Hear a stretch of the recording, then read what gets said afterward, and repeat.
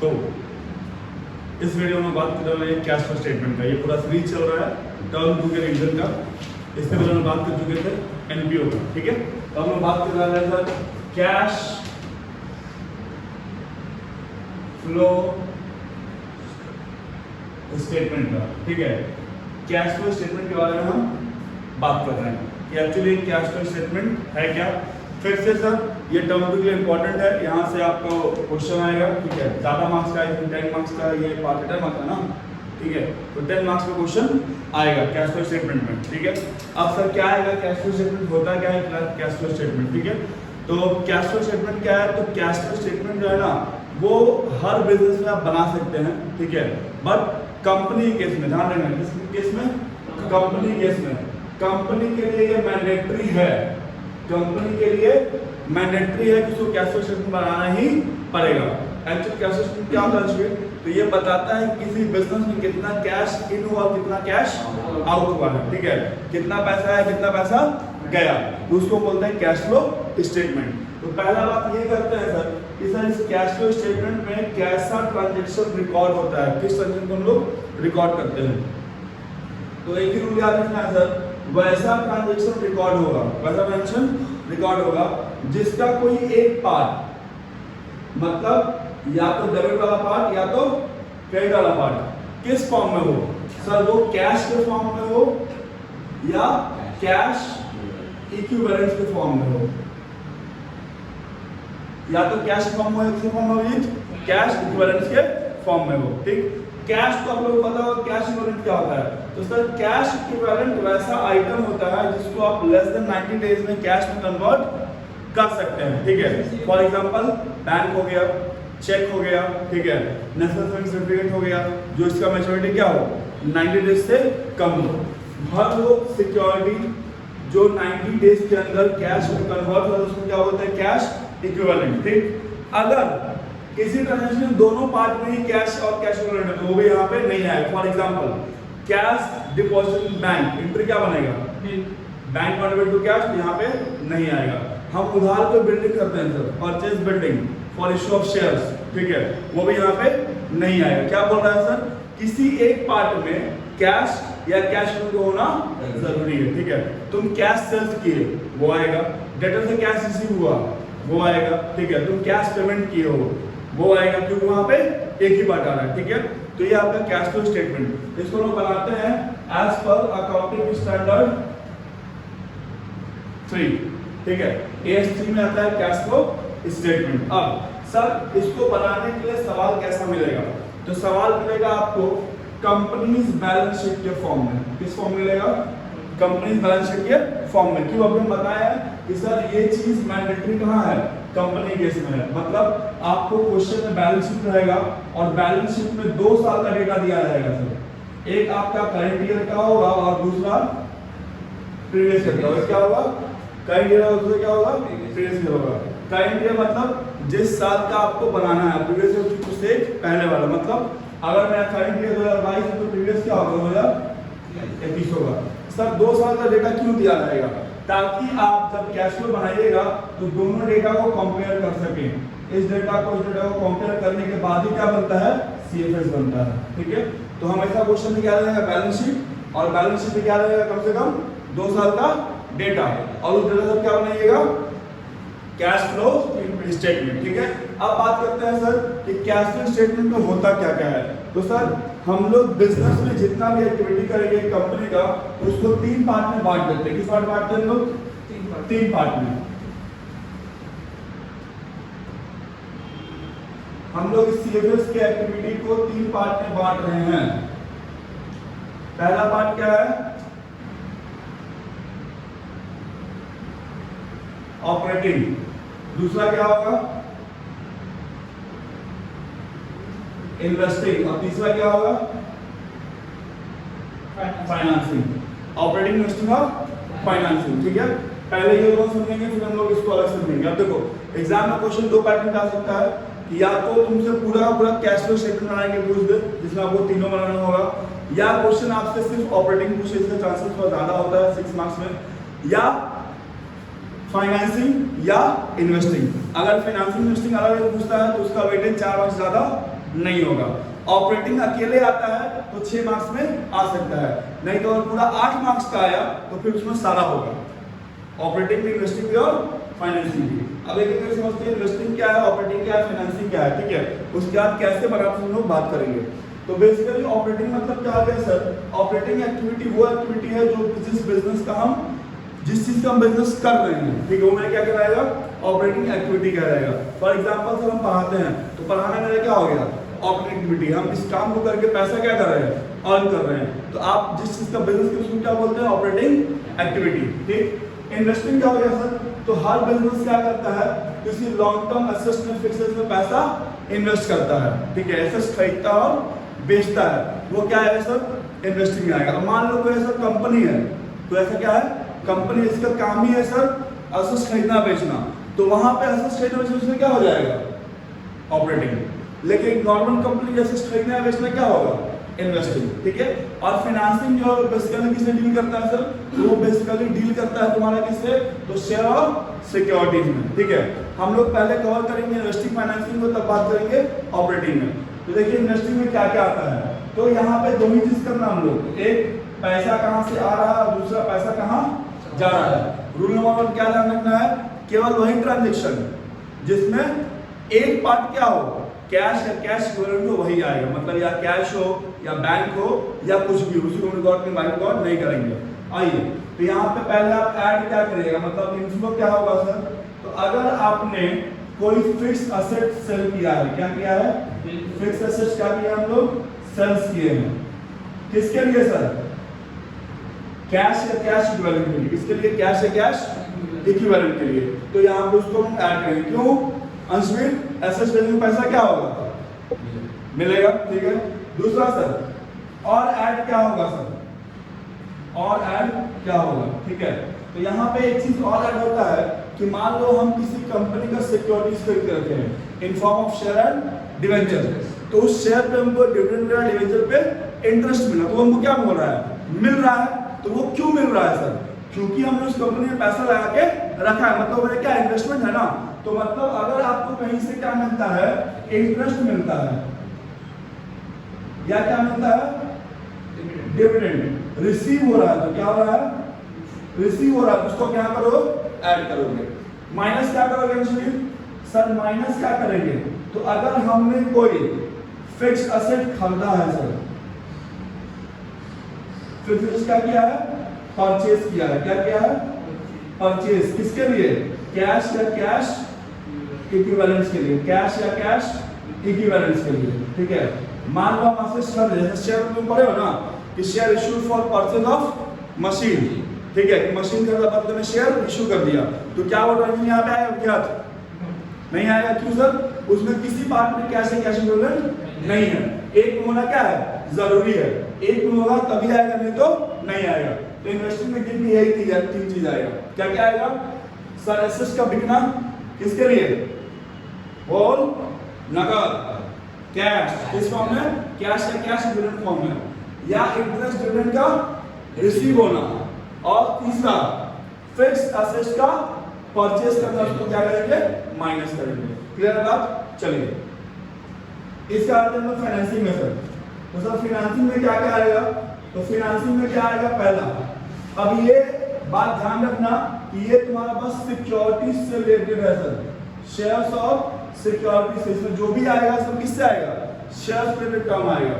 तो ऐड क्या होगा सर, तो ऐड होगा अगर आपने शेयर को इशू किया है सर, या डिवेंचर इशू किया है, इशू ऑफ शेयर्स या डिवेंचर, फिर से किसके लिए, फॉर कैश, कैश में होगा तभी नहीं कि इशू शेयर इशू किए किसको, प्रमोटर को कर दिए, तो यहाँ पे हम लोग नहीं दिखाएंगे, या शेयर इशू किया है वेंडर को, तो यहाँ पे नहीं दिखाएंगे, ठीक है। दूसरा,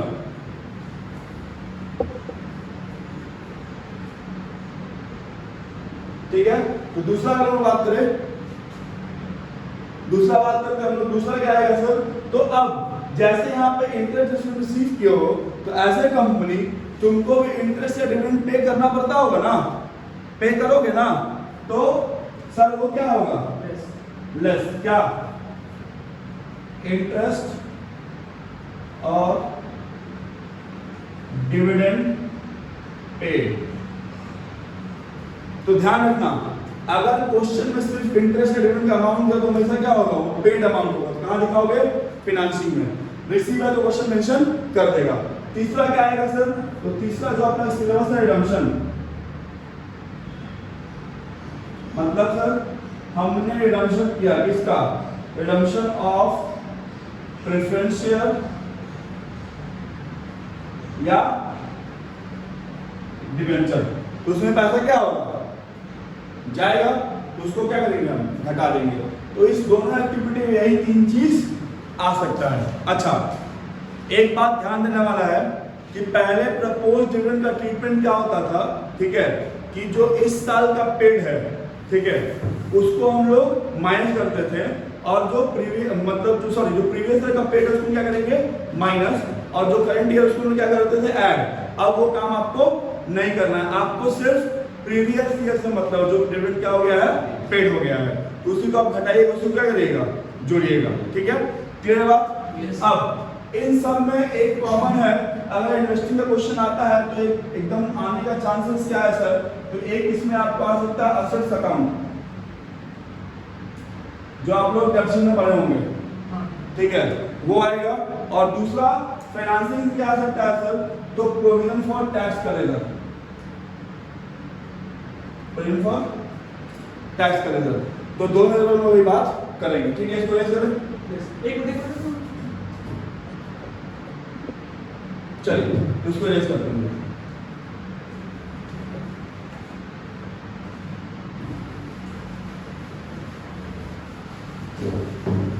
तो पहले बात करते हैं प्रोविजन फॉर टैक्स का।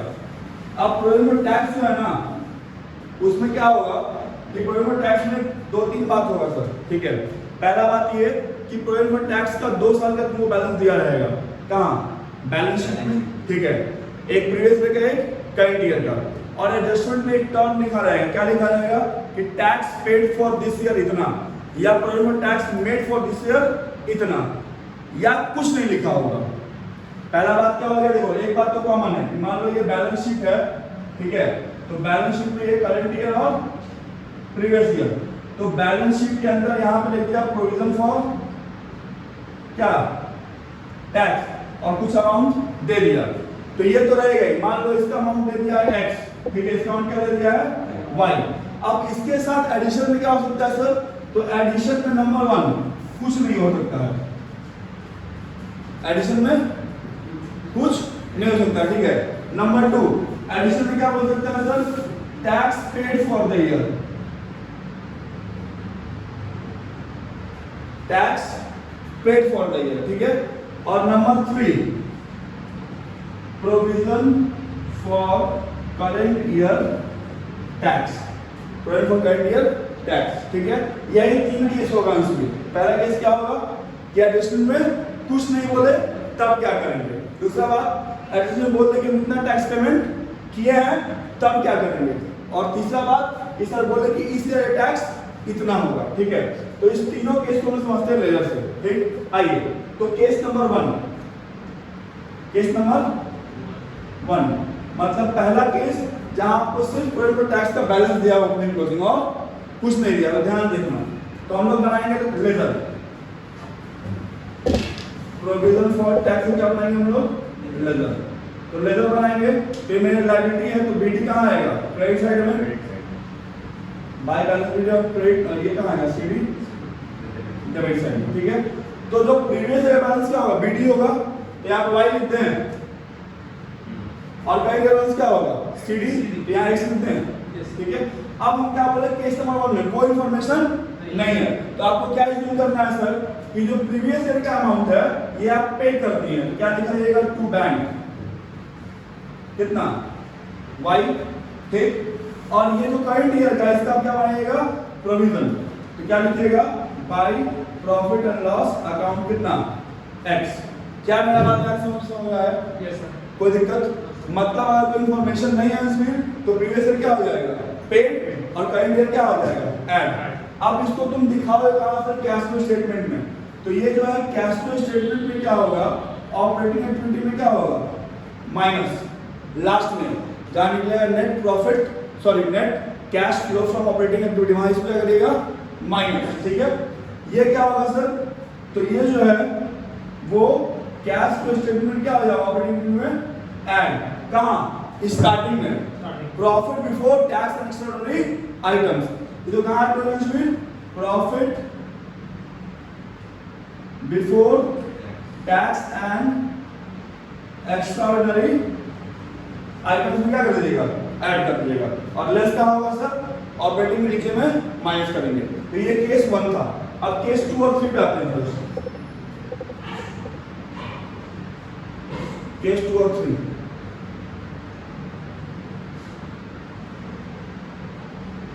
प्रोविजन फॉर टैक्स, ठीक। चलो ओपनिंग क्लोजिंग नहीं होगा, बाय बैलेंस बीडी और टू बैलेंस बी। तो ये अपना एक्स है, वाई और एक्स है, वाई और एक्स है, ठीक है। अब अगर क्वेश्चन में आंसर तुमको ये बैलेंस दे दिया है, क्या दे दिया है, मान लो इसका आंसर लोग डब्ल्यू कहते हैं, डब्ल्यू इसका कहते हैं वी। तो अगर क्वेश्चन में डब्ल्यू दे दिया है तो वी क्या निकल जाएगा बैलेंसिंग फिगर, अगर वी दे दिया डब्ल्यू क्या निकल जाएगा, बस समझ में बाई कोई डिफरेंस नहीं। हम क्या बोलते हैं कि अगर डब्ल्यू दे दिया मतलब टैक्स पेड फॉर कर दिया है तो बैलेंस फिगर क्या निकलेगा वी, दैट इज प्रोविजन, और अगर वी दे दिया तो क्या निकलेगा डब्ल्यू। तो मान लो हम लोग को वी दे दिया है, क्या दे दिया है we by profit and loss account, मतलब करंट अकाउंट कितना है सर वी है, ठीक है। तो बैलेंस फिगर क्या आ जाएगा टू बैंक कितना डब्ल्यू, ये हो जाएगा पेड, ट्रीटमेंट क्या होगा तो सेल, ये ऑपरेटिंग में क्या हो जाएगा माइनस, ये ऑपरेटिंग में क्या हो जाएगा प्लस। कहां माइनस होगा तो हम बता दिए, कोई दिक्कत अभिजीत, कोई दिक्कत।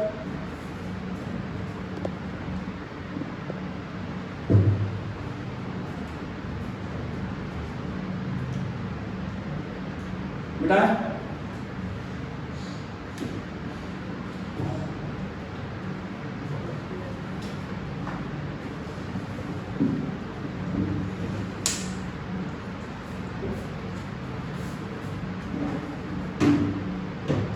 चले आगे हो गया आइडिया।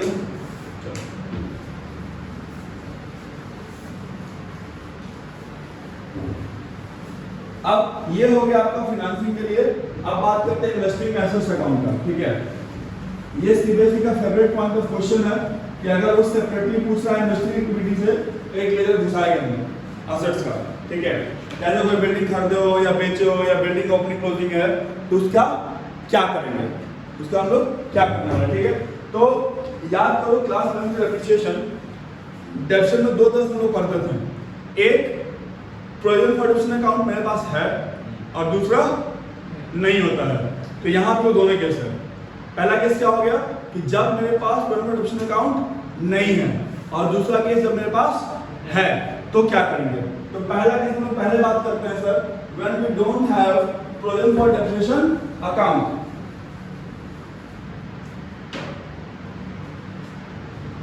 केस नंबर 1,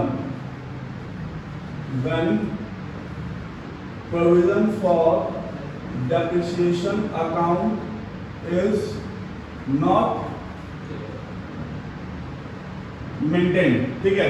तो इस केस में क्या होगा सुनील, इस केस में एक ही अकाउंट बनेगा, कौन सा, सिर्फ असेट अकाउंट। क्या बनेगा, सिर्फ बनेगा सर असेट्स अकाउंट। ये हम बता रहे हैं कैश फ्लो के लिहाज से, ठीक है। चलिए तो असेट्स अकाउंट है हम जी, तो ओपनिंग कहां आएगा डेबिट में, लिख दें वो टू बैलेंस बीडी, क्लोजिंग कहां आएगा जी क्रेडिट में, तो बाय बैलेंस सीडी। यहां कोई दिक्कत। चलो अब तुम कोई असेट्स खरीदोगे तो खरीदा तो इस बनेगा घटेगा, बढ़ेगा, डेबिट में लिखेंगे तो लिखते हैं to bank, that means assets क्या किया हम लोग परचेज किए हैं सर, असेट्स क्या किए हैं परचेज किए हैं। चलिए असेट्स बेचेंगे कहां दिखाएंगे, क्रेडिट में तो क्या लिखिएगा, बाय बैंक, मतलब एसेट्स सब क्या किए हैं, सेल किए हैं। अच्छा, एसेट्स पे डेप्रिसिएशन चार्ज होगा तो वैल्यू घटेगा कि बढ़ेगा, घटेगा। कहाँ लिखाएंगे, क्रेडिट साइड में लिखते हैं बाय डेप्रिसिएशन, ठीक है। अब यही एसेट्स जो बेचे हो तो उसको बेचने में फायदा नुकसान होगा ना, फायदा हो या नुकसान, तो फायदा और कहाँ आएगा, और नुकसान होगा तो, ठीक है। तो जो भी मान लो लिख देते हैं 2PL यानी प्रॉफिट ऑन सेल, ठीक है, कोई दिक्कत, ठीक। अब कौन चीज कहाँ कहाँ जाएगा सर, तो असेट्स बेचे में पैसा आएगा, कहाँ जाएगा ये, तो ये सर इन्वेस्टिंग एक्टिविटी में क्या हो जाएगा, ऐड हो जाएगा, ठीक है। खरीदे तो पैसा क्या हो गया, चला गया, इन्वेस्टिंग क्या कर देंगे, माइनस। डेप्रिसिएशन एक नॉन कैश आइटम है, डेप्रिसिएशन ऐसा खर्चा है जिसमें कैश नहीं इन्वॉल्व होता है, ठीक है। तो इस खर्च से प्रॉफिट घट गया होगा, बढ़ गया होगा, घट गया होगा, तो इसको ऑपरेटिंग में हम क्या करेंगे सर, ऐड कर देंगे, ऑपरेटिंग क्या करते हैं हम लोग, ऐड करेंगे, ठीक है। अब ये प्रॉफिट बताओ क्या नॉर्मल नेचर का प्रॉफिट है, ऐसा सब रोज बेचते हैं नहीं ना, ये मेरा प्रॉफिट क्या नॉर्मल है, तो ये प्रॉफिट ऑपरेटिंग में क्या हो जाएगा, माइनस, माइनस। अगर लॉस होगा तो क्या करेंगे हम लोग, ऐड कर देंगे, ऑपरेटिंग में तो minus.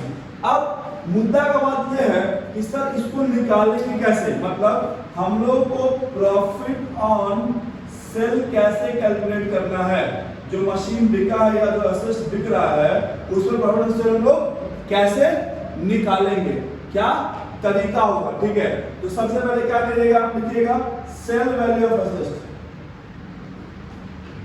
Cell value of assets, कुछ भी होगा, ठीक है, minus value of assets on date of sale, ठीक है।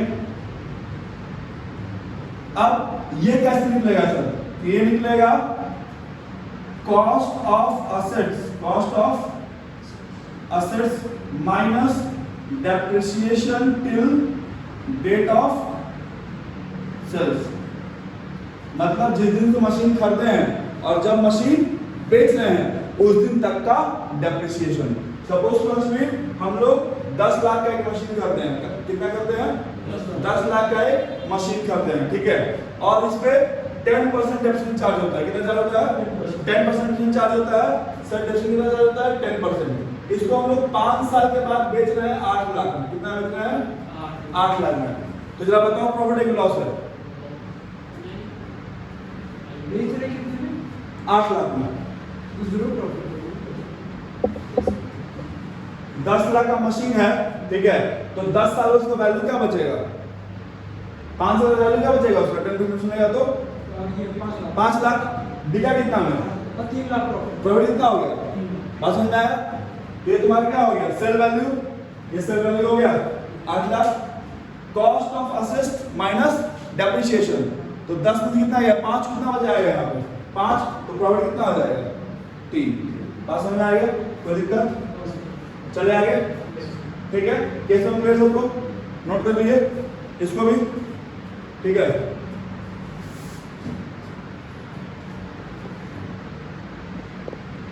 ठीक, चलो आगे बढ़ते हैं। अब बात करते हैं लोग, जब मेरे पास प्रोविजन फॉर डेप्रिसिएशन का अमाउंट क्या रहेगा, दिया रहेगा, गिवन है सर, कौन सी में बताओ, जब प्रोविजन फॉर डेप्रिसिएशन दिया जाएगा कहां दिया रहेगा, बैलेंस शीट लाइट दिया रहेगा, ठीक है। तो उस केस में आपको 2 अकाउंट बनाना है, कितना अकाउंट बनाना है, 2 अकाउंट, कौन कौन सा, एक तो आप बनाइएगा एसेट्स अकाउंट, क्या बनाइएगा, एसेट्स अकाउंट, और दूसरा क्या बनाइएगा, प्रोविजन फॉर डेप्रिसिएशन अकाउंट, जिसका एक और नाम क्या है, accumulated depreciation account, provision for depreciation account, ठीक। अब ये तुम्हारे क्या लायबिलिटी है ना, ओपनिंग कहाँ आएगा,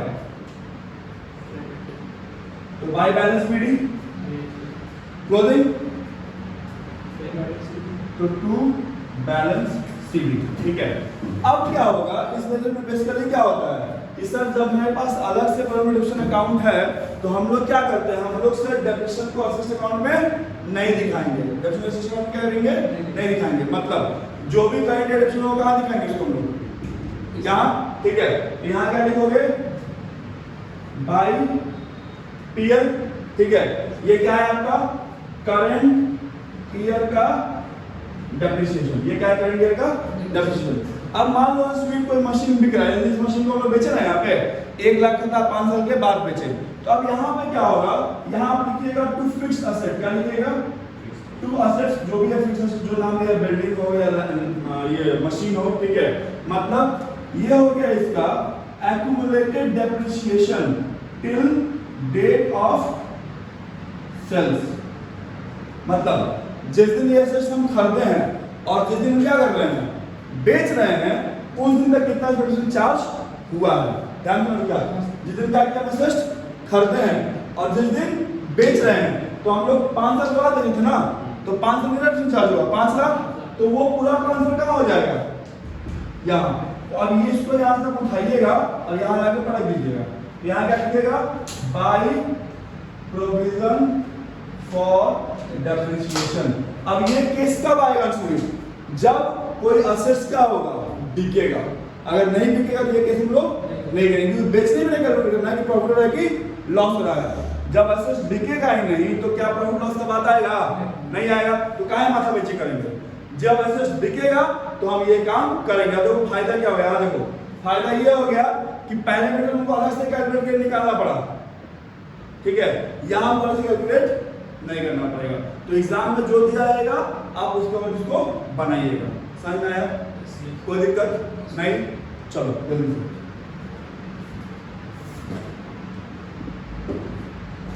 तो इन्वेस्टिंग हो गया, फिनांसिंग हो गया, अब बात करते हैं हम लोग ऑपरेटिंग का। किसका बात करते हैं हम लोग, ऑपरेटिंग का।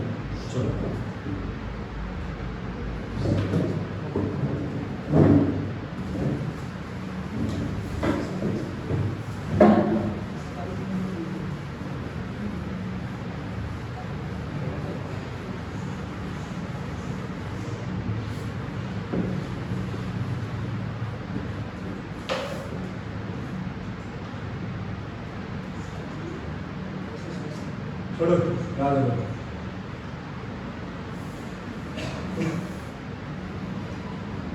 अब बात करेंगे ऑपरेटिंग एक्टिविटी का, ठीक है।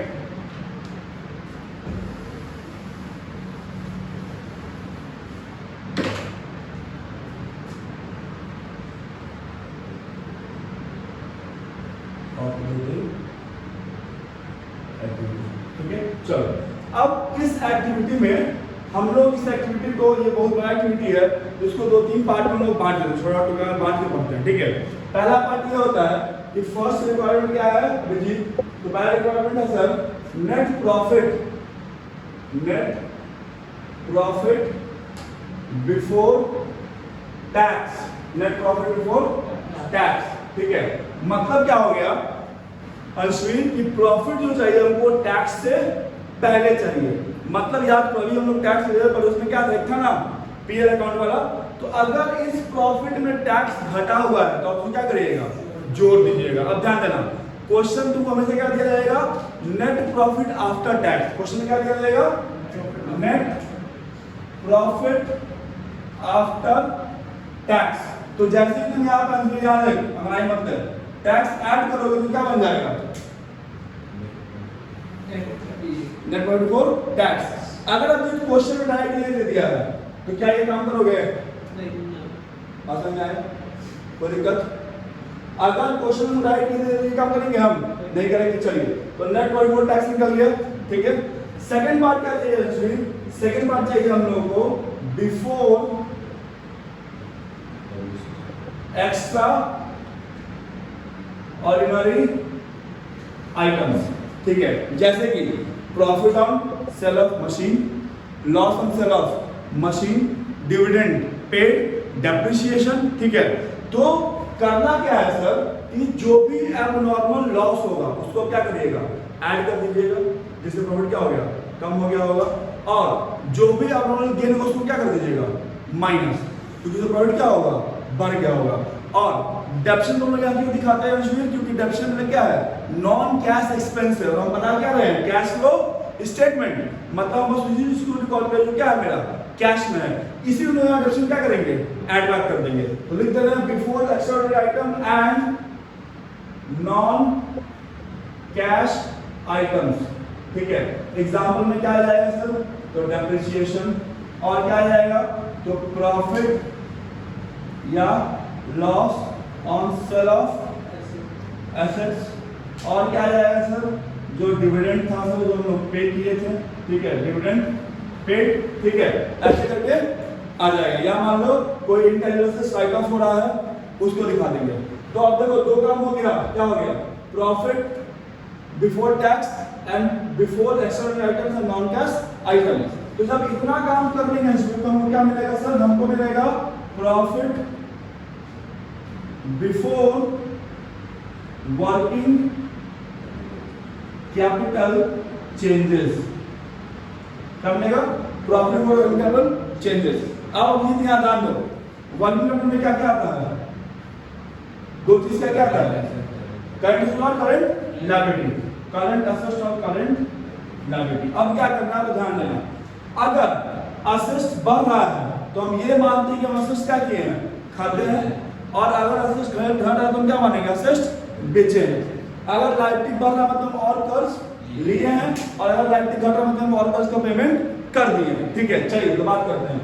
तो अगर आपका करंट यूज क्या हो रहा है, बढ़ रहा है, मतलब यहाँ पे क्या हो जाएगा, माइनस हो जाएगा सबसे।